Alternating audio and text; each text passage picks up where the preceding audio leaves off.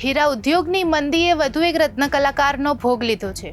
રાજ્ય સરકારના રત્ન કલાકારો માટેના જાહેર કરેલા પેકેજની કોઈ અસર ન થઈ હોય તેમ લાગી રહ્યું છે। કાપોદ્રા વિસ્તારમાં રત્ન કલાકારે પોતાની બિલ્ડિંગ પરથી નીચે પડતું મૂકી આપઘાત કર્યો છે। ઘનશ્યામ રોમાલિયા નામના રત્ન કલાકાર છેલ્લા 6 મહિનાથી બેરોજગાર હતા। સમગ્ર ઘટના મામલે પોલીસે વધુ તપાસ હાથ ધરી છે। સુરતના કાપોદ્રા વિસ્તારના કૃષ્ણકુંજ એપાર્ટમેન્ટના 4થા માળેથી પડતું મૂકી રત્ન કલાકારે આપઘાત કર્યો। ઘનશ્યામભાઈ રામોલિયા છેલ્લા 6 મહિનાથી બેરોજગાર હતા અને આંતરડાની બીમારીનો લાંબા સમયથી ભોગ પણ બનેલા હતા। માનસિક અને આર્થિક રીતે કંટાળેલા ઘનશ્યામભાઈએ પ્રથમ ચપ્પુથી પોતાનું ગળું કાપીને આપઘાત કરવાનો પ્રયાસ કર્યો હતો અને બાદમાં દોડીને ટેરેસ પર ગયા હતા અને ત્યાંથી મોતની છલાંગ લગાવી દીધી હતી। સ્થાનિક લોકોએ રત્ન કલાકારની આત્મહત્યાની ઘટનાને લઈ આઘાત વ્યક્ત કર્યો છે। આર્થિક તંગીના કારણે તેમણે આ પગલું ભર્યું છે। સમગ્ર ઘટના વિશે ડીસીપી તરીકે ફરજ બજાવતા આલોક કુમારે રત્ન કલાકાર ઘનશ્યામભાઈ છેલ્લા 2 મહિનાથી બીમાર હોવાથી રજા પર હતા તે જણાવ્યું છે અને આપઘાતનું ચોક્કસ કારણ જાણવા પોલીસે તપાસ શરૂ કરી છે।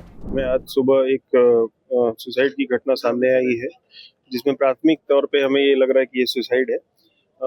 जो मरने वाले का नाम है, इनका नाम है घनश्याम भाई पर्वत भाई रामोलिया, जिनकी उम्र 58 ईयर्स है और कृष्णा कुंज अपार्टमेंट फ्लैट नंबर 304 नर नारायण सोसाइटी कापोद्रा में ये रहते हैं। प्राथमिक में ये पता चला है कि इनके पारिवारिक में कुछ झगड़ा हुआ था और ये पारिवारिक झगड़े के कंटाल के इन्होंने ढाबे पे चढ़ के वहाँ से तीसरे माले से कूद के अपनी जान दी है। लेकिन हम इसमें बाकी एंगल्स भी तपास कर रहे हैं कि इसमें कोई फोर्स्ड या फिर कोई दुष्प्रेषण तो नहीं है। सर एक काम धंधा क्या करता था, कितने साल से बेकार था, ऐसा कुछ सामने आया है?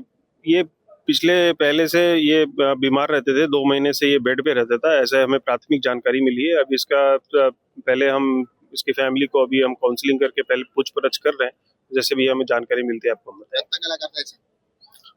प्राथमिक जानकारी ये मिली है कि ये रत्न कलाकार था, फिर भी हम इसको कंफर्म करके वेरीफाई करेंगे।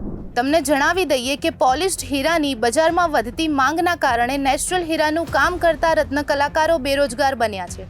હીરા ઉદ્યોગમાં મંદીના એંધાણના કારણે લાખો રત્ન કલાકારો અને કારીગરોના રોજગાર છીનવાઈ રહ્યા છે, જેના કારણે છેલ્લા 1.5 વર્ષમાં 70 કરતાં વધુ રત્ન કલાકારોએ આપઘાત કર્યો છે। થોડા મહિના અગાઉ રત્ન કલાકારોની મદદ માટે રાજ્ય સરકારે પેકેજ જાહેર કર્યું હતું। આ પેકેજમાં રત્ન કલાકારોના બાળકોના શિક્ષણની ફી, લાઇટ બિલમાં રાહત આપવામાં આવી હતી। રાજ્ય સરકારના પેકેજની અસર ન થઈ હોય તેમ રત્ન કલાકારોના આપઘાતનો સિલસિલો જારી રહ્યો છે।